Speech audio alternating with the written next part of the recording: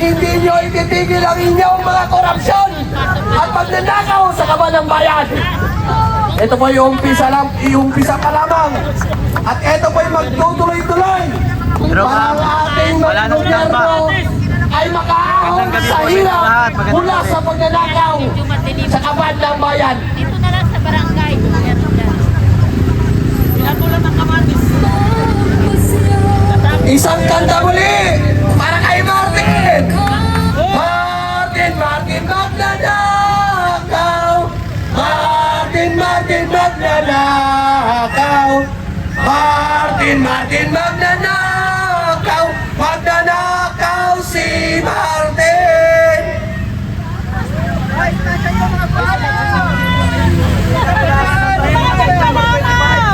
Tigilan nyo na yung mga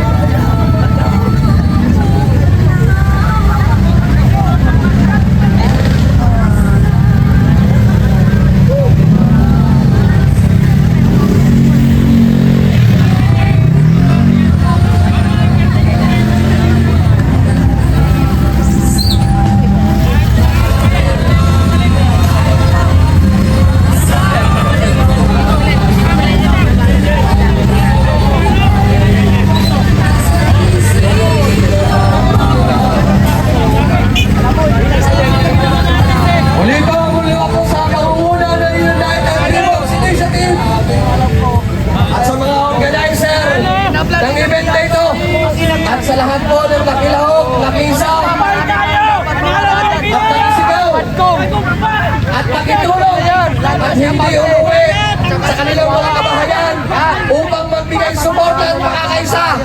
Maraming salamat po sa ating hirap at pagod. Ngunit sa ating hirap at pagod, tayo po lahat ay nagtagumpay! Mabuhay ang bawat mamamayang Pilipino! Mabuhay ang lahat ng nakikibangan! Sa gobyerno! Sa government officials! Saludo kami sir. Kaya mga kapatid, inayahan po natin ang lahat ng mga taong bayan na nasa kanya-kanyang mga bahay.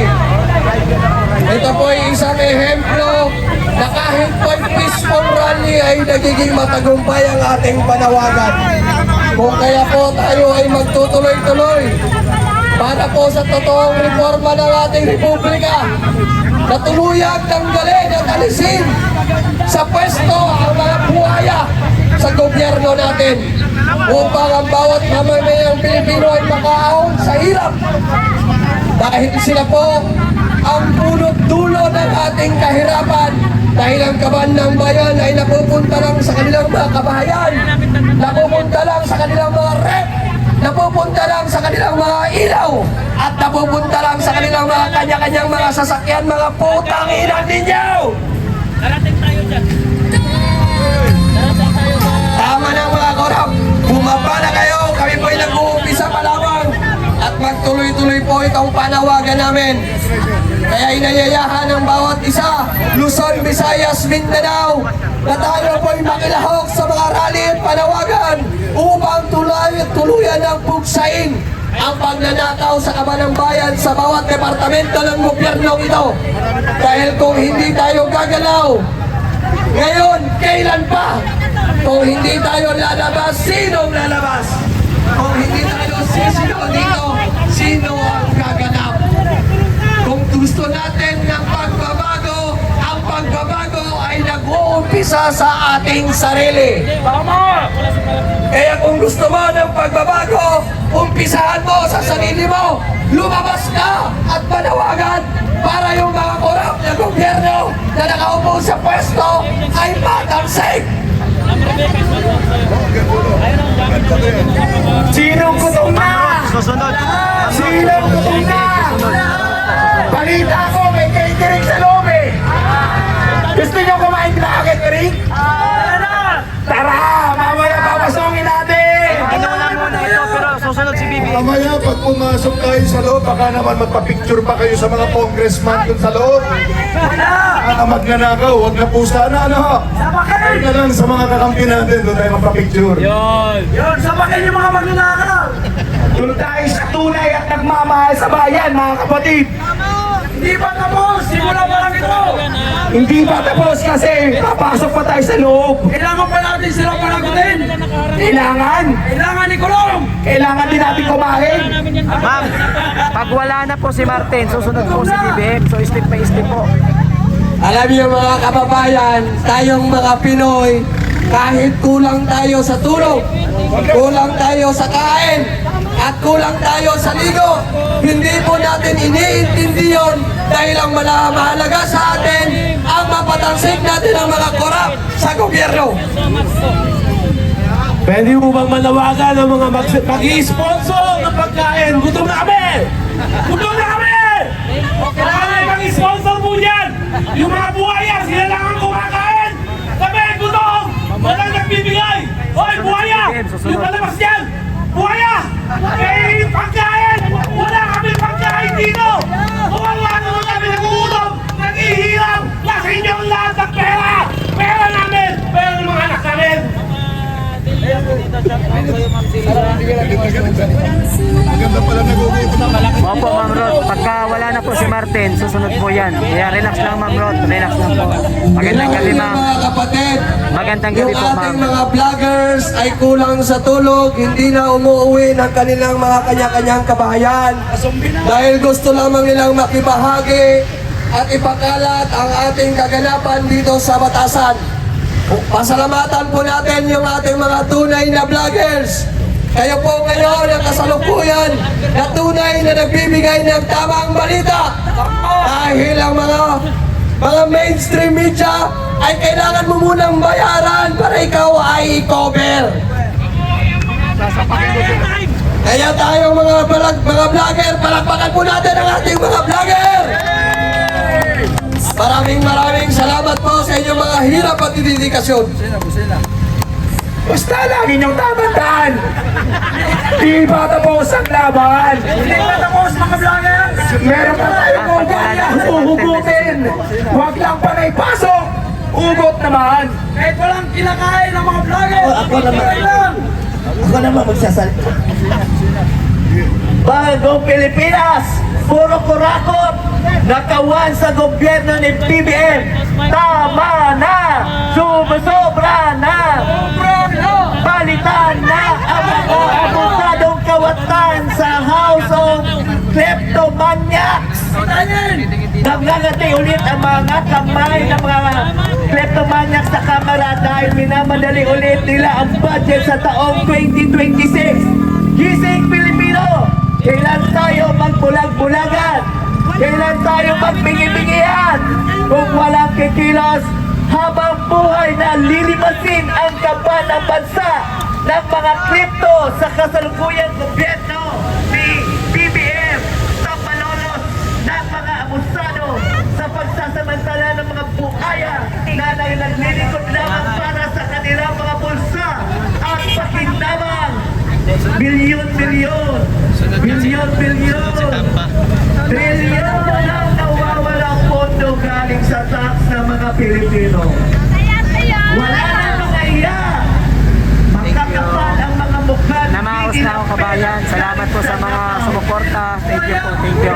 Sama-sama ang kinakain Salamat sa mga sumuporta, guys. Pinapakain nila sa kanilang mga Relax lang kayo, sunod si Bongbong. Bukan sana kayo dyan habang kumakain. Pakukuin sa pagtulog dahil wala kayong mga konsensya.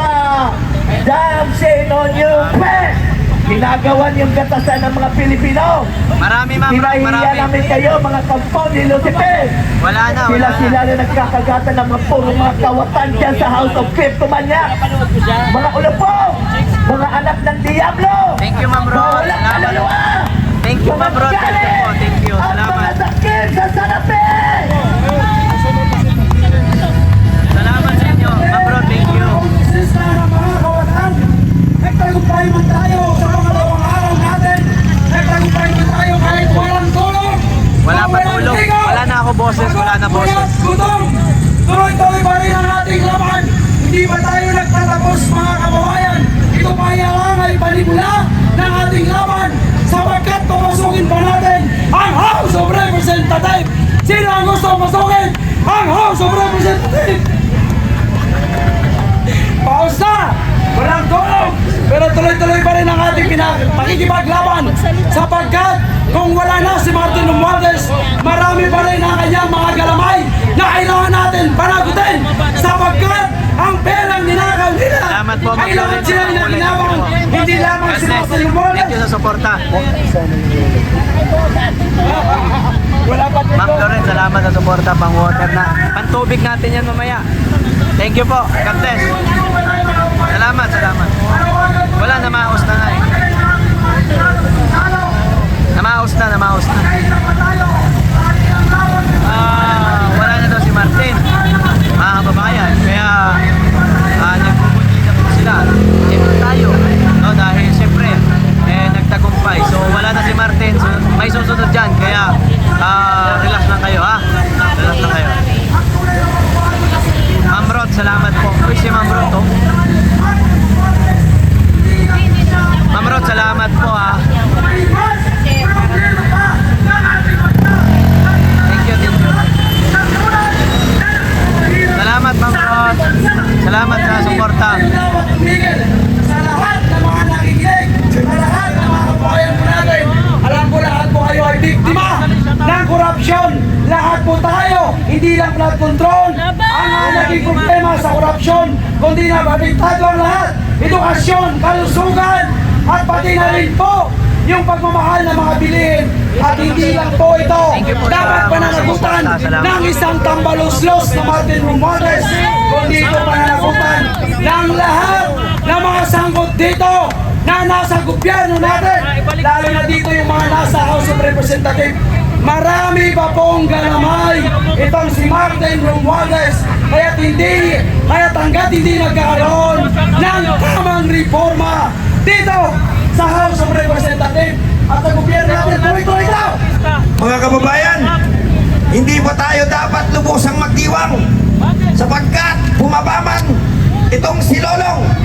Ang ipinalit ay si Pogi D na tuta ni Marcos. Putang ina yan! Kaya walang aalis ngayong gabi. Ang targetin natin ang ulo ng pinakaahas.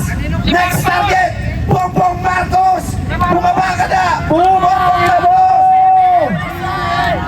Pogi D! Pogi D buhaya! Tapos na ang buhaya, T-Rex naman! Pogi D buhaya! Putang ina mo! Pinoy kami gago! Isusunod ka namin, Pogi G! Putang ina mo! Pinoy kami gago! Sino? Pupunsi na mo! OGD. Ito, oo, narinig ko dito eh. OGD. Di natin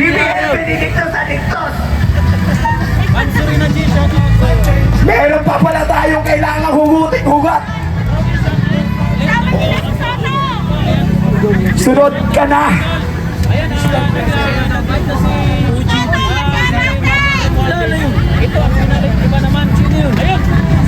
Kaya nga mga kababayan, Pinalitan na daw si mga Tamba. kapatid nating mga social media influencers, mga vloggers, ituloy na natin ang laban na to. Tuloy Tuloy yan! tayong manawagan ngayong gabi. Ituloy na yan! Dagsayin na natin ang batasang pambansa Dagsain na yan! at tuluyan na nating pagkaisahing lipulin ang mga buhay at demonyo. Papabahin si Pojo D. Pababayin si Pogi D. Targetin ang ulo ni Marcos. Magtipon-tipon na. Ngayon na, hindi sa 21, hindi bukas. Ngayon na, sugod na dito. Sa mga unahili! Tapusin na natin ngayong gabi. Ikaw na kami! Handa na kami. Handa na kami. Putang ina mo, gago. Pinoy ka na mo.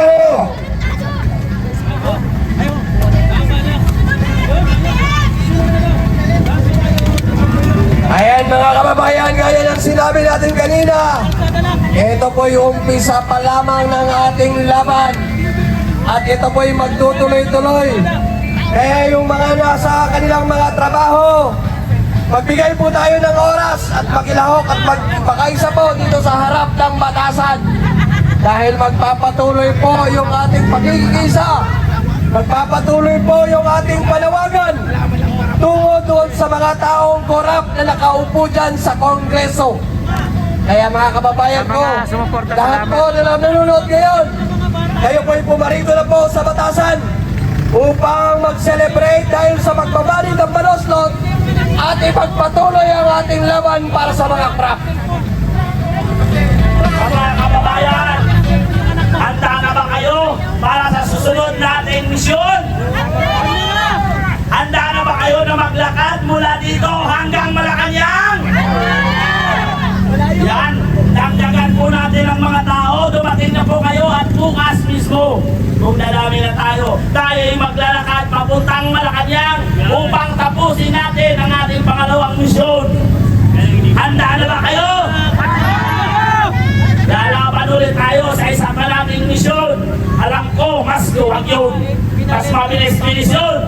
Lalaban ulit tayo, makikibaka tayo ulit.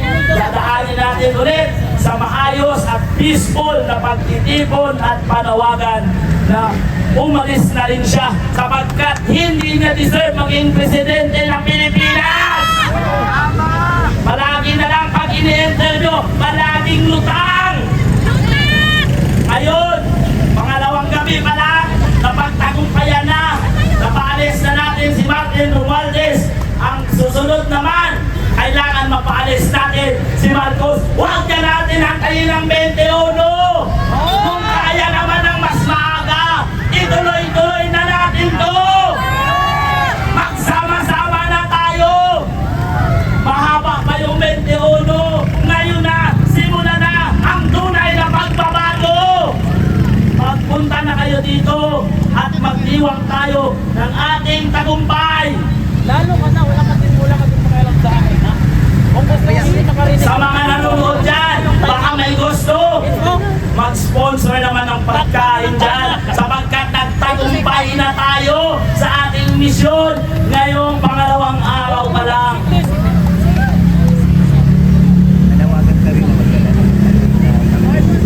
Panawagan naman, ayaw namin sa kapalit ni Lolong.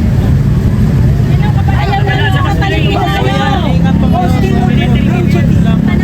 Ayaw namin sa kanya. Okay. Okay lang yung mga Yamada, Shiri. Ayan, okay lang po yan. Hello.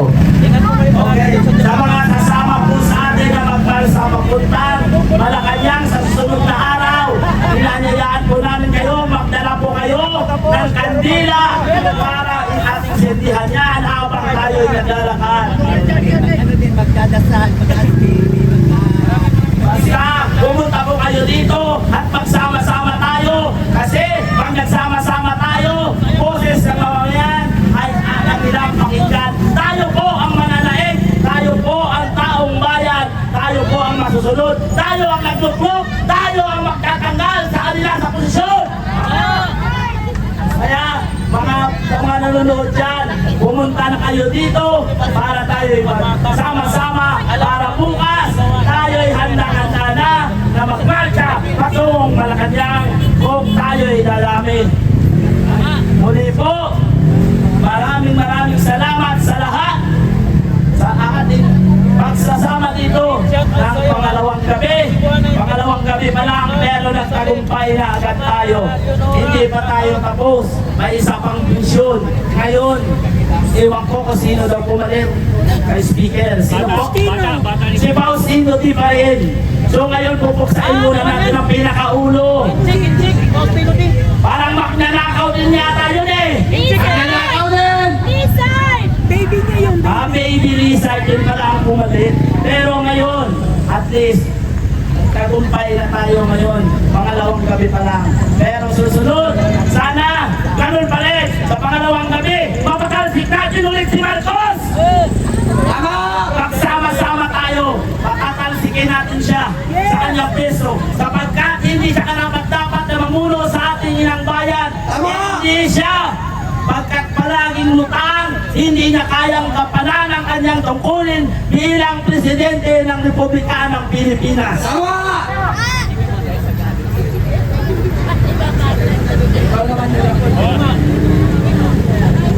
Tama! Tama na! Munaos na kami! Okay na nyo! Sa mga kababayan po namin na dumadaan po dito sa Batasan, nais lang po namin ipaalam sa inyo na ang sinulong na buhaya sa Kongreso na si Martin Romualdez ay bumaba na sa kanyang pwesto! Kaya pusina naman dyan! Pusina! Pusina! Pusina! Pusina! Hello.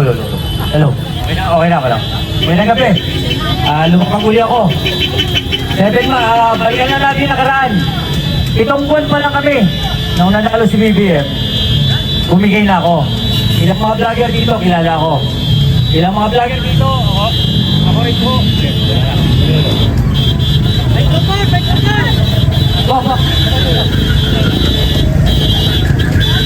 Ilang vlogger dito, buo sa kanila, kilala ko at ako nag-bridge mismo doon sa PCO. Naglaylo kami ng 7 months dahil nalaman namin yung katarantaduhan niya sa Ginto. Pati doon sa mga bahay-bahay na mansyon, na 500 million ang kada isang mansyon, na for renovation lang. Kaya medyo sumuko na ako. Kasi kalawa, kung nalaman ko na ilang presidential commission, ginagawa nila Melking Cow.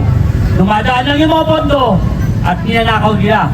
Kaya kung hindi nyo na-notice, ilang ahensya na ng commission ngayon, ang puro na lang ang nakalagay dyan, executive, at ito yung OIC na lang na nakalagay. Wala nang secretary. Isa na dyan yung tinatawag na PCUP. Isa na dyan yung tinatawag na NCIPs. Isa na dyan yung NAPSI. At ito, hindi pa na NAPSI, yung PADSI, yung Philippine Aerospace Development Corporation. Baka hindi kayo aware dito, isa din itong ahensya ng gobyerno. The biggest problem dito, bakit namin napupuna to? Dahil kasi ang korupsyon nandito. Walang final audit. Hindi namin nakikita yung audit bago sila nagsara, bago sila nag-declare ng abolishment ng mga ahensya ng gobyerno. Ngayon, dahil in some previous year na ito nakaraan, nasa project din po kami. Bukod dyan sa DPWH, sa Laula din niyang disod. Sa Laula yan, dahil kasi sa housing project. Diyan namin naranasan si Yusek, si Asek, puro lagay. Kaya masakit lang isipin dahil kasi halos lahat pala dito ng ahensya ng gobyerno, lagayan talaga. Okay? Kasi kami, we witness that dahil kasi isa kami sa biktima. Contractor din, naging contractor din, sabihin na natin. Pero wala, masakit dahil talagang nabigo kami. The biggest, isa pa sa pinaka-problema dito, lahat po ng ahensya ng gobyerno, may mga tao si Bongbong. Hindi niya pinauupon secretary, undersecretary. Pinoproteksyonan niya yung mismong tao niya. Okay, bibigyan ko kayo example. DOJ. Sa DOJ, nandiyan dyan ang pinakamahalagang isang undersecretary. Dati niya ng legal yan. That is Jojo Cadiz, Jose Cadiz. Kung titignan nyo, yung posisyon ni Remulla, medyo yung pumapalya-palya. Dahil meron talagang nagdidikta na mismong talagang dati niya ng opisyal. Gaya din po kay Dilima. Bakit nangalaya si Dilima? Dahil din sa tao ni Bongbong, yung si Atty. Cristina Rabanera. Yan ang naging legal ni BBM na ngayon, nasa Malacanang siya. Nag-switch sila ni Juan Ponce Enrile. So lahat na lang nang nakita namin puro pagkakamali na. So we gave up, hindi kami umabot ng 1 year. Kami na nagkampanya sa kanya, asan magiging mga kasama ko. Kaya nandiyan dyan, mga nagkampanya, ako rin po ang nagsasa motorcade dati. So ito, lumanda na para at least aliyayahan, yung PRRD, remontados ng Pilipinas, baba na tayo. Uli-ulitin natin ang year 2000 kung paano natin pinasok ang Malacanang. Pasensya na, ilang araw wala kami rito dahil nasa Malacanang kami. Tumututok kami dahil talaga ang pinakasolusyon dito, yung presidente si Raulo. Okay, matagal na po ako kay BBM kung tutusin. Wala pa si Digong na kay BBM na po ako. Okay, isa po ako sa volunteer organizer niya. So marami akong ginagawa, kaya most sa mga tao mo niya, kilala ko. May mga tao rin siya sa mga kada senador. Kaya mag-ingat kayo. Bawat senador dyan, meron siyang tao kahit isa o dalawa. Kaya lahat ng galaw ay sa Senado. Kaya lahat ng galaw sa Senado, alam niya na mamanipula. Dahil kasi may third party na kumakausap. Bigyan mo kayo ng example. Yung kay Subiri, sino tao niya dyan? Matagal niyang tao. Andiyan dyan. Chief of Staff ni Subiri ngayon. Okay, kay Bato, andiyan dyan. Ang dami niyang mata dyan. Kaya mag-ingat tayo. Kaya ako kanina pa ako nagmamasid kasi bakit? Sometimes nandito lang sila sa paligid. Kaya mag-ingat kayo, hindi biro ang galaban to. Tuso si Marcos ngayon. As in tuso, napakatuso. Remember, ang layunin lang namin, bakit nasa Malacanang kami? Naghihintay kami ng tamang tiyempo. Naghihintay kami, lima naman ang passage ng Malacanang eh. 5 ang daanan, hindi lang Mindiola. May Nagtahan, may Arligue, at meron doon sa may PSG. Okay? Ang ikalima, yun nandun sa harap sa may Coast Guard. 5 ang daanan ng Malacanang. Ito, 8 ang daanan nito. Yung kongreso na yan, yung mga buhaya dyan, 8 ang daanan yan. Hindi lang isa. Dito pa lang sa base passage pa lang dito, meron na tayong 3 dadaanan dyan. At merong 5 doon sa paligid sa likod. Kabisado na namin ito dahil kasi matagal na eh. Matagal na namin gawain na magprotesta. Lumantad lang ako gaya ng sinabi ko dahil sobra na. Dahil may plano na naman sila sa 2026 budget. Nanakawin na naman nila. Hahayaan nyo pa bang umupok itong mga hayop na to? Yung mga hayop na nasa Congress, yung mga hayop na sa Senado, at yung hayop sa Malacanang, yan 3 ahensya ng gobyerno na yan, mga hayop na talaga lahat yan. Wala nang mapili sa kanila. Pasensya na. Lalahatin mo na kayo. Walang mapipili. Salamat.